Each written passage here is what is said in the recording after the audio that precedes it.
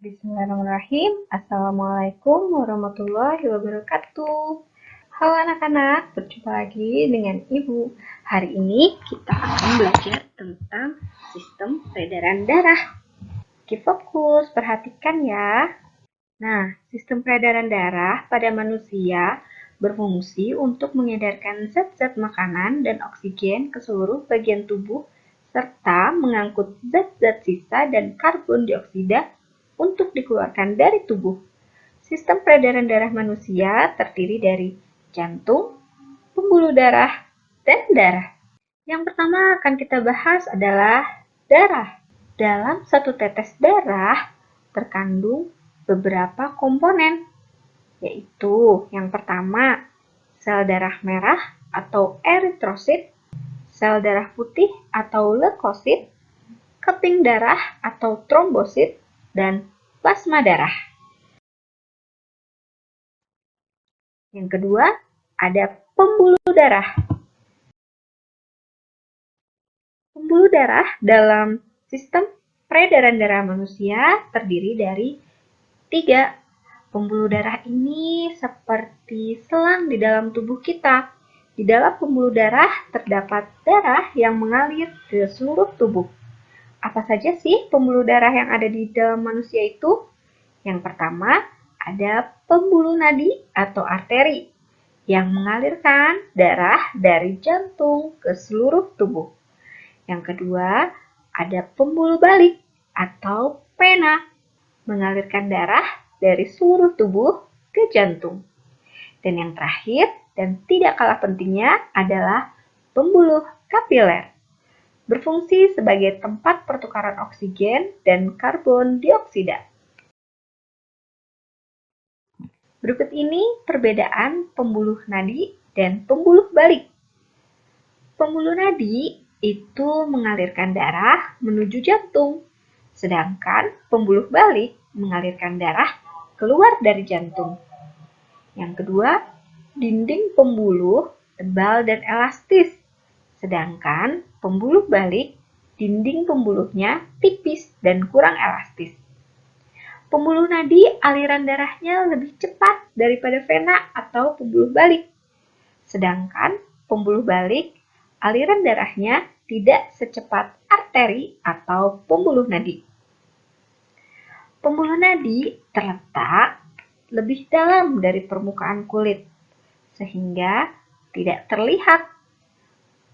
Berbeda dengan pembuluh balik yang terletak dekat dengan permukaan kulit. Jadi, jika kalian lihat pergelangan tangan kalian, ada garis-garis berwarna biru keunguan. Nah, itulah pembuluh balik. Dia terletak dekat dengan permukaan kulit sehingga dapat terlihat dengan mata. Perbedaan selanjutnya yaitu pembuluh nadi katupnya hanya terdapat di jantung, sedangkan pembuluh balik katupnya terdapat di sepanjang pembuluh. Dan yang terakhir perbedaannya, jika pembuluh nadi mengangkut darah kaya oksigen, kecuali arteri pulmonalis yang mengangkut darah kaya karbon dioksida. Sedangkan jika pembuluh balik mengangkut darah kaya karbon dioksida, kecuali vena pulmonalis yang mengangkut darah kaya oksigen. Nah, organ selanjutnya yang bekerja di sistem peredaran darah manusia adalah jantung. Nah, berikut ini merupakan gambar dari bagian jantung manusia. Jantung manusia itu terdiri dari 4 ruangan. Yang di atas itu namanya serambi, sedangkan ruangan yang ada di bagian bawah bernama bilik. Serambi dibagi 2, ada serambi kanan dan serambi kiri. Serambi kanan fungsinya mengalirkan darah kaya karbon dioksida dari seluruh tubuh ke bilik kanan, sedangkan serambi kiri mengalirkan darah kaya oksigen dari paru-paru ke bilik kiri.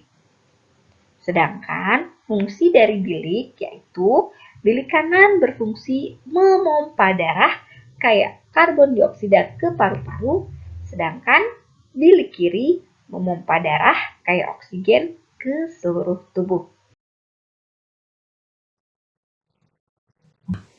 Nah, itu dia pembahasan kita kali ini mengenai organ-organ yang berfungsi dalam sistem peredaran darah. Pada pertemuan selanjutnya, kita akan bahas lebih lanjut tentang sistem peredaran darah, yaitu mengenai bagaimana sih caranya darah mengalir di dalam tubuh kita sampai kita bisa melakukan aktivitas dalam keseharian kita. Nah, sekarang waktunya anak-anak mengerjakan tugas berikut ini. Untuk mengerjakan tugasnya mudah sekali loh. Anak-anak hanya tinggal menonton video ini dengan fokus. Bila ada yang terlewat, anak-anak boleh kembali lagi ke awal dan menontonnya kembali. Terima kasih bagi anak-anak yang sudah fokus. Selamat mengerjakan tugasnya. Sampai jumpa di pertemuan selanjutnya. Assalamualaikum warahmatullahi wabarakatuh.